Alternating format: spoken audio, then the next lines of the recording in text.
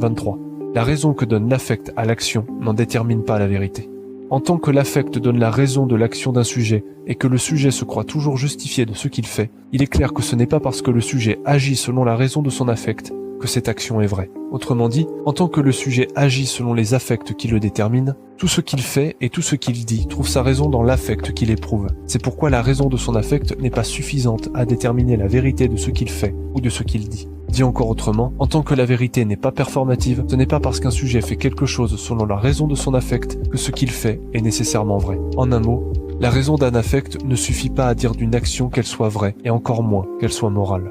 Si nous allons plus loin, en tant qu'un affect se justifie toujours en faisant référence à lui-même, donner la raison d'un affect est tautologique. C'est pourquoi tout affect est honnête au sens où l'entend le commun. Un sujet ne ment pas quand il éprouve un affect, ni quand il donne la raison de ce qu'il fait en faisant référence à cet affect. À proprement parler, il n'y a pas d'affect malhonnête. Chaque affect est à lui-même sa propre raison. C'est pour cela que les sujets, en faisant ce à quoi les détermine leur affect, ont toujours l'impression d'être dans le vrai. Mais font-ils le contraire l'instant d'après, ou disent-ils l'inverse de ce qu'ils disaient plus tôt, qu'ils se sentent tout autant dans le vrai? Dit plus simplement, comme les sujets agissent selon la raison de leurs affects, si un affect détermine à dire quelque chose et un autre à dire le contraire, le sujet se retrouve à dire deux choses contradictoires avec la même honnêteté. C'est pourquoi il n'est pas aisé de mettre de l'ordre dans ce que les sujets peuvent dire ou faire. Il suit de cela que les sujets ne réalisent pas qu'ils mentent, qu'ils se trompent ou qu'ils se contredisent, car, comme leurs actions sont déterminées par leurs affects, la raison de ce qu'ils font ou de ce qu'ils disent varie en même temps que les affects qu'ils éprouvent. Et comme chaque sujet justifie ses actions relativement aux affects qui les ont causés, c'est comme si cette raison les dédouanait de toute responsabilité. Ainsi, étant tout bonnement incapables de se sentir responsables de rien, les sujets se sentent justifiés de tout et, quoi qu'ils fassent, ils se croient toujours dans leur bon droit.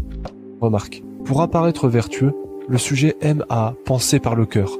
Par cela, il veut dire qu'il préfère penser selon le sentiment chaud et concret que selon la raison froide et abstraite. C'est que, trop souvent, le commun confond morale et vérité en réduisant la seconde entièrement à la première. En simple, seul est vrai ce qui est moral, en tant que l'on comprend ce mot comme ce qui est agréable pour un sujet. Et si une idée est vraie, mais qu'elle n'est pas agréable au commun, celui-ci la rejettera comme étant fausse. En fait, ce que le commun désigne par le mot de cœur n'est rien d'autre que la succession de ces affects qui lui donnent les raisons d'intuition contradictoires.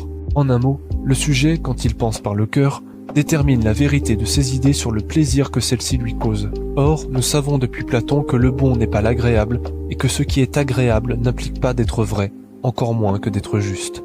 Il n'est plus possible aujourd'hui de revenir sur cette vérité.